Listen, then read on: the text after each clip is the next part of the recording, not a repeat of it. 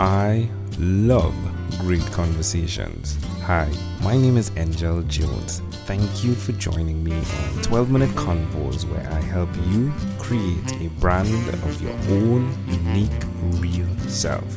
Listen in as I have conversations with amazing people from all over the world. Good night, John Lim. How are you going on this wonderful, beautiful night? I'm doing great, Angel. How are you? I am excellent, John. It's a great pleasure to connect with you. Thanks for taking the time to be here. What part of the Thanks world for are you inviting in? me. Yeah. I am in the Washington, D.C. area. All right. And which of your talents up to now, right, that you've been functioning and is responsible for us connecting? Probably podcasting, since you invited me to connect on LinkedIn and then invited me on your podcast. Yeah, so I'm definitely focusing on podcasters, which I find pretty amazing. All right, like podcasters multitask in life so much, but most definitely I'm gaining so much knowledge, and I'm sure my amazing audience is as well. John, please tell me more about your podcast. Yeah, my podcast is called Moving Forward. I started in March 2015, had no idea what I was doing or getting myself into. And now, as of today, actually, I just recorded episode 150, 151, 152. Sweet. Yeah. Congratulations. Thank you. Getting ready for the kickoff of the next season in 2018, and now I'm here with you, Angel, and having a great time. Yeah. I got to listen to the podcast. Great stuff, my friend. Great stuff. Yeah. Loved it. Who was the last person you interviewed before this one you're going to be releasing? Oh, yes. So this is a little sneak preview depending on when this is going to air, but Will Mitchell, really amazing entrepreneur, founder of startupbros.com. Sweet. Yeah, I love the way you ask questions. Wow. So the conversation of the individual before was who? Before this person that you just gave us that sneak peek of? I'm sorry, what was the person before that? Yes. Okay, so Scott Beebe. He is a small business coach and consultant. Yeah, I know that guy. Really great guy. Great guy. I know Scott. Scott is amazing. Yeah. Oh, this is great. Hey, it feels so good to say you know someone from another part of the world because of your podcast. It's amazing how we can connect the dots. It just makes you realize how small the world really is. Yeah, which is great. Well, John, tell me, who did you learn the skills of moving forward from? Oh, well, the skills of podcasting or moving forward? Yeah, definitely moving forward. Okay, so for moving forward, I will say that lots of people have been influential in my life. I've had my parents, first of all, they're entrepreneurs. They were entrepreneurs. They're really amazing people, started with very little and created an amazing life for themselves and for me. So very blessed. Teachers that have been influential in my life. But Angel, I'll tell you, I learn so much from every podcast guest I have. And that's one of the reasons why I get so excited and energized when I interview someone for Moving Forward. Yeah, you definitely heard that. You've been doing this for a while, and hey, there are the challenges. Like, you jumped into this, you said absolutely knowing nothing, right? Yeah. I'd like to know, why will you continue? Oh, well, Angel, the gifts from doing a podcast, I believe it's one of those things where you plant the seed, you cultivate it, and it takes a lot of time, a lot of work, a lot of patience, but you start to see amazing gifts and opportunities from it. Ones that are direct, but also ones that you never could have imagined. Opportunities, relationships, friendships, and the learning that I've gained from interviewing amazing people from all over the world.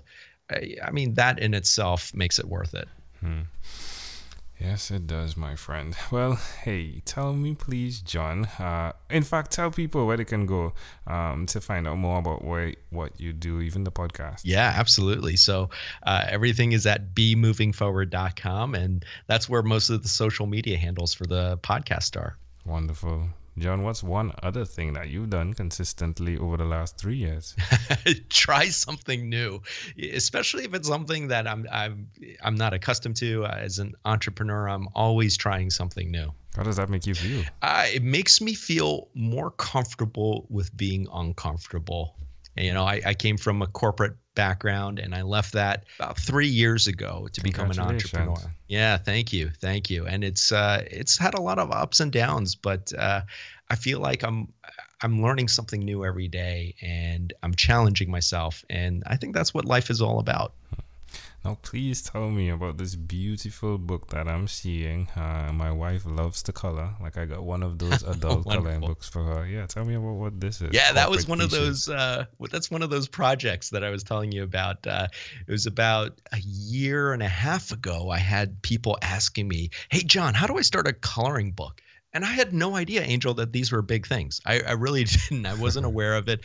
And I was like, why are you asking me about how to start a coloring book? And so I looked into it, and I thought to myself, well, I'm giving advice on how to start a coloring book. Why don't I start a coloring book? So I went back to my team, and we kind of noodled on the idea. And the one thing we all had in common is that we've either been in the corporate world or are in the corporate world, and we hear these, what we call corporate cliches or corporate sayings, day in and day out.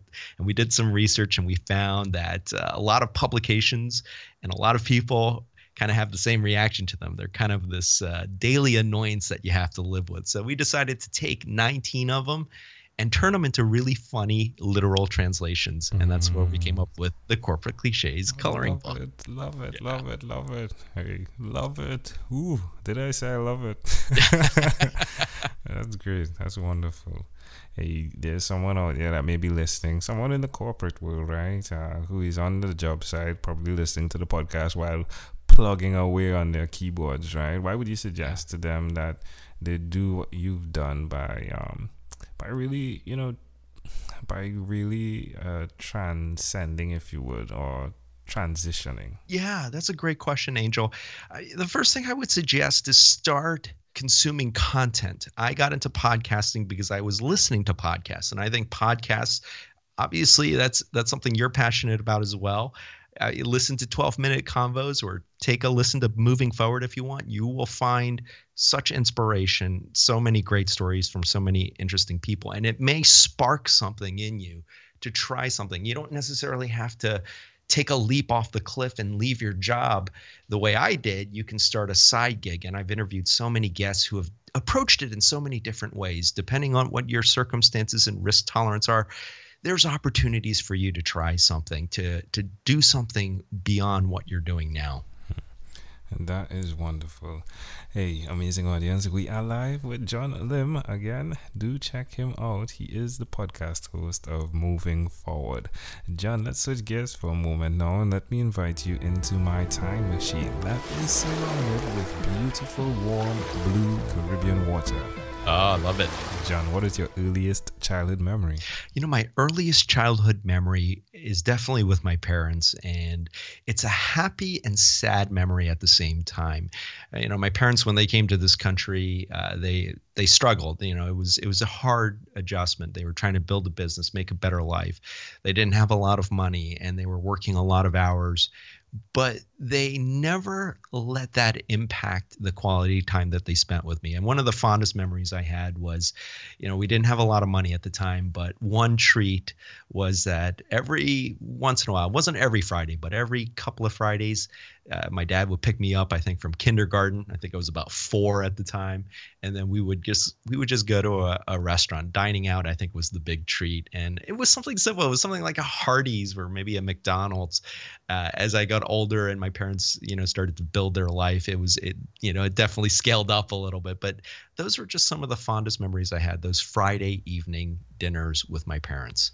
How many of you were in the family at that time? It was just the 3 of us. It was my parents, and I'm an only child. All right. Did you say how old you were? Sorry, I get lost in the memory sometimes, like the pictures, and I get lost with the numbers, right? So how old do you think you were? I was 4 at the time. I was 4 at the time, because I remember I was in that kindergarten, nursery school age. Why do you think this memory is so clear, John? Oh, because it's imprinted in me, just a happy time that my parents, despite the fact that they were struggling so much, they really did everything they could to make me happy. And I think that joy just kind of stuck with me. Yeah, that's intriguing. Well, can I offer an interpretation to the thought picture you created in my mind? Yeah. I love the idea of the the setting, if you would, that they're allowed having fun and just enjoying things occur in, which felt in the imagery in my mind like a corporate setting, right? So you're in the restaurant and you're sitting at the chair, and then there's the different modalities, if you would. So daddy is there and he's the leader, and mommy is there and she's also the leader that leads after daddy, and then there's the son, right? And it's just intriguing, the communication that is builded from there, that has been built from there, that you've now allowed to build on your life, where you've done it in the corporate world, right? And I'm guessing you're doing it moving forward, right? Yeah, I'm trying to every day. Yeah, it's intriguing how it connects, right? Wow. Yeah, absolutely. Absolutely. If we fast forward to when you were 12 years old, what was your favorite song? Okay, so this is an easy one. It's still my favorite song today. It's the theme to Star Wars. Yeah, it's cool. And I'm excited about the new one coming out, so it's really imprinted on my brain right now. I could hear the excitement. Love it. Yeah, I love it. I love the view, the overarching view, the universal view, if you would. Love it. All right, John. Hey, we've reached our destination, but before we get off of this time machine, there's a small declaration form. So it's yes or no, possibly a bit more. Are you ready? We're going to be moving pretty quickly here, John. Let's do it. John, have you chosen someone to pass on your skills to? Yes, some of my skills here and there. Yes. Are you married? Well, you said you're married, right? No, not yet. Oh, okay. You're not married. No. Oh. One day, hopefully. All right. Do you have children? No. Do you believe in God? Yes. Do you have an inner circle of friends? Yes. Do you watch TV for more than 3 hours a day? No. How about 3 hours a week? About 3 hours a week. What about screen time? The phone and the computer, is it more than 8 or less than 8 hours a day? 8 or more. All right. After 1,001 conversations in 3 months, I came up with a workbook. The name of it is called Yours. It stands for your own unique real self. The idea is you answer questions and then you open up, or you at least uncover your mission, aka your own unique real statement. If you had to share with us, John, your own unique real statement, a statement that represents who you are, what would you say that is? It's okay if you don't know what you want to be when you grow up, even if you're a grown up. Oh, love it. Ooh, I love that. Yeah, I only just figured out what I wanted to be. I'm still trying to figure that one out. Oh, that is great. John Lim, this was a great pleasure. Before you leave, is there anything else you'd like to share with our amazing audience? Yes, Angel, first of all, I want to thank you for inviting me to be here. And this is what the power of creating content like a podcast can do for you. I never would have connected with you, probably wouldn't have otherwise. So just get out there, try something. Even if it's scary, that means you're onto something. And as I'd like to say on my show, always be moving forward. Love it. John Lim, hey, thank you for being on What is Inspired by 12-Minute Convos with Angel Jones. Thank you, Angel. Really, really appreciate it. This was a lot of fun. Thank you for being on 12-Minute Convos with Angel Jones. Stay tuned for more from our advertisers. Diabetes is a mountain pandemic. It's a disease that's not acute but chronic. Similar to this rhyming method, I have simplified the definition, the signs and symptoms, and the complications of diabetes for both adults and children in my books, Poems for Patients, A Focus on Diabetes, and The ABCs of Diabetes for Children. These books are available on Amazon.com, and for more information, you can visit my website, poemsbyaj.com. That's poemsbyaj.com.